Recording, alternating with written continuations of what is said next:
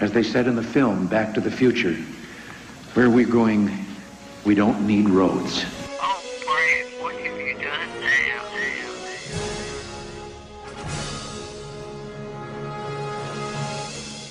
Wait a minute, Doc. Are you telling me that you built a time machine out of a DeLorean? My calculations are correct. When this baby hits 88 miles per hour, you're gonna see some serious shit. Next Saturday night, we're sending you back to the future.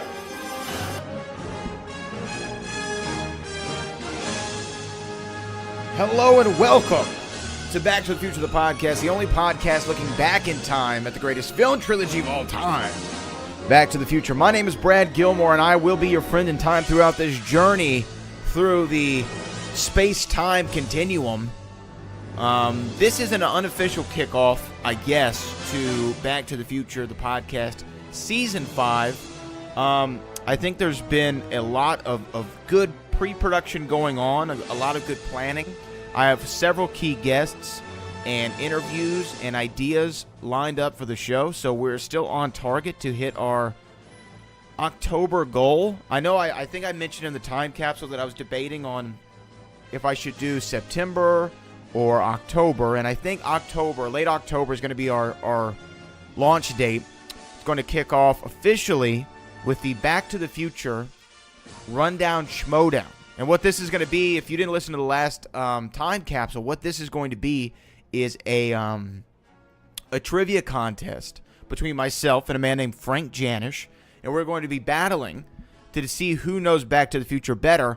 My odds are on me, to be honest with you. But we did a Rundown Schmodown before that was a Fatal 4-Way match that was not Back to the Future related, but I did get the Back to the Future category by the luck of the draw in the match. And I actually got one question wrong. For some reason, when pressure's on, and I know it was just like a silly game show, but when pressure was on, I couldn't remember The Honeymooners being the sitcom that was played on the television during the McFly family dinner in 1955 at the old McFly house, or the old Baines house, I should say. And I couldn't remember The Honeymooners. And I said Bonanza, and that was the only one I got wrong. I got every other one right, and I'm feeling rather confident going into this Back to the Future movie trivia schmodown battle that I will reign victorious and hopefully be crowned in some sort of way. And you never know, I might have a couple of surprises up my sleeve, so watch out, Frank Janish. But I'm doing this kind of unofficial episode today because I had I was laying in bed last night. And I was actually planning Back to the Future, the podcast. I'm looking up stuff. I'm reaching out to people. I'm sending emails off. I'm writing. And I started watching that Back in Time documentary again. And Jason Aaron, who's been on the show before, great documentary if you're a fan of Back to the Future.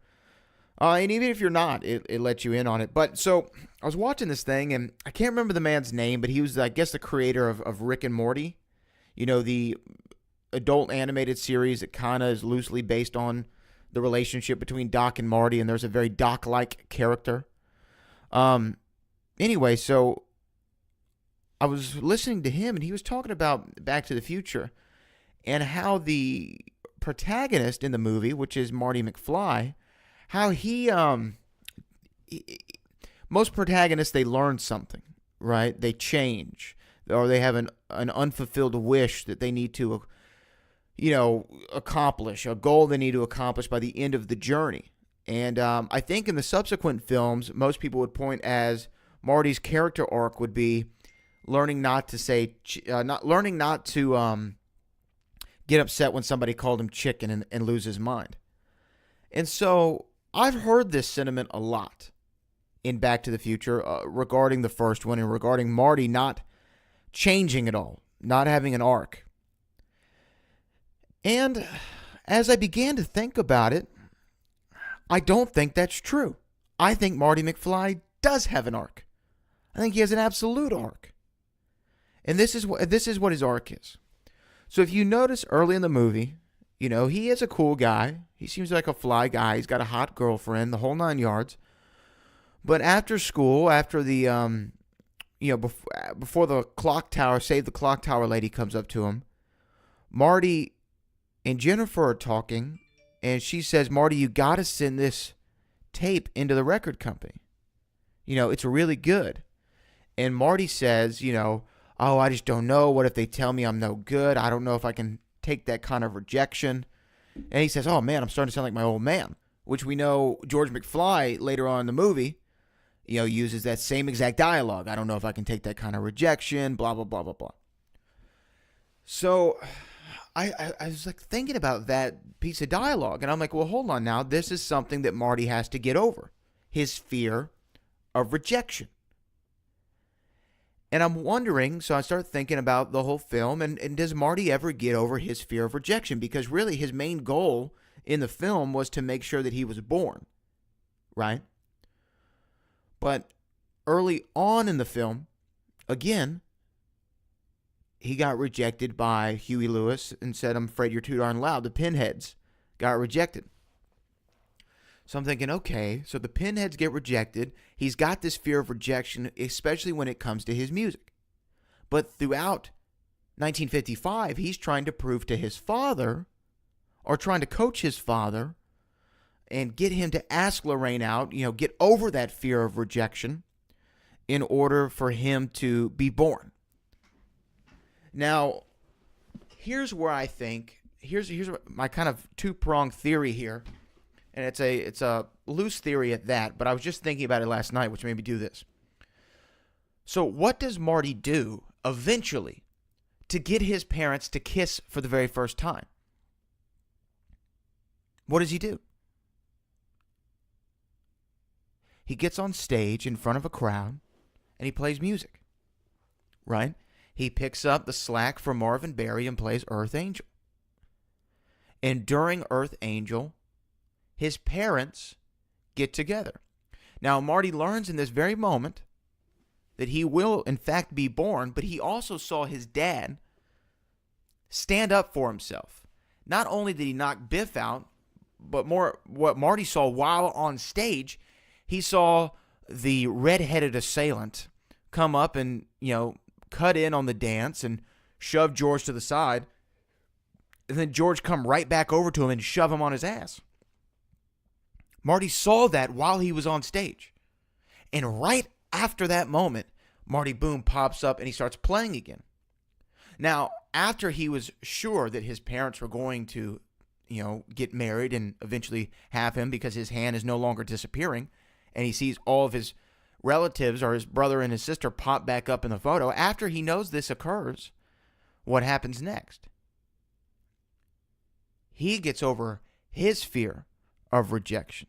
See, he had a fear that people would not welcome and not be responsive in a positive way to his music. To his music. Whether that be the judges at the high school talent show, whether that be the record companies that Jennifer was talking to him about, or whether that be just an audience in general. Because the only time we saw Marty play music without anybody around him was in the very beginning of the film, right? He had never, and then when he plays music again, he's only in front of 4 people. He was never in front of a full audience, and you have to think that there was some sort of fear of rejection from a large audience. So after he sees that his dad got over his fear of rejection and was able to stand up for himself and be confident in himself, Marty then gets over his fear of rejection, and he gets over his lacking of self-esteem or self-confidence, and he goes up and he plays Johnny Be Good, and he gets lost while playing Johnny Be Good and starts going nuts, hitting the metal-ish guitar solo, windmill, duck slide, or knee slide, duck walk, the whole 9 yards. I almost butchered all those names, by the way, but he starts doing this. Marty got over his fear of rejection by helping his father get over his fear of rejection. And then when Marty gets back to the future and he sees that everything has changed for his father and his mother and their life because George was able to stand up for himself, get over that fear of rejection, and gain some cojones. So I think after that, we know, after we see that, I think that solidifies Marty's change. Marty's change was really through his father. Marty's character arc was resolved. His unfulfilled desire, whatever you want to say, whatever the man referred to it in the documentary as, it was solved when he helped his father do it. So George was the catalyst for Marty to change. Helping his father helped him. And I think that was Marty McFly's character arc from Back to the Future Part 1. And maybe after this sense of, and this was not part of my theory, but now I'm just speaking out. I'm letting it all out. I'm letting the words in my brain flow out onto the microphone. But maybe after that, after Marty gained all of this confidence in himself and got over his fear of rejection, I think maybe that confidence turned into arrogance, and that belief in himself was built up so large that Marty had to go in parts 2 and 3, and he had to challenge anybody when they called him a chicken or they called him yella, because now he was overly confident. I don't know if that's not part of my theory, but who knows? I'm just dropping that line out there. I'm just trying to talk to the pinheads out there and speak about my favorite film and try to think, because Back to the Future, the script, we've talked about it before on this podcast so many times from season 1. It is a perfect script. Everything likes to pay off. The one thing that actually never pays off in Back to the Future Part 1, the one thing that never pays off is Marty McFly sending his demo tape to the record company. We hear nothing more about a record company for the entire movie. I think it's the one dropped line that didn't have that payoff. But maybe it did. Maybe him getting over his fear of rejection when it comes to his music, maybe that was, boom, his character arc, and that took place at the Enchantment Under the Sea dance in 1955 when he played Johnny B. Good. It's just a theory. I don't know. But I would like to throw it to you, the pinheads. Am I crazy? Or is this Marty McFly's arc? Was this his change in Back to the Future Part 1? I could be way off on this. I thought about this at 1 o'clock in the morning last night. So I guess actually technically 1 o'clock in the morning this morning.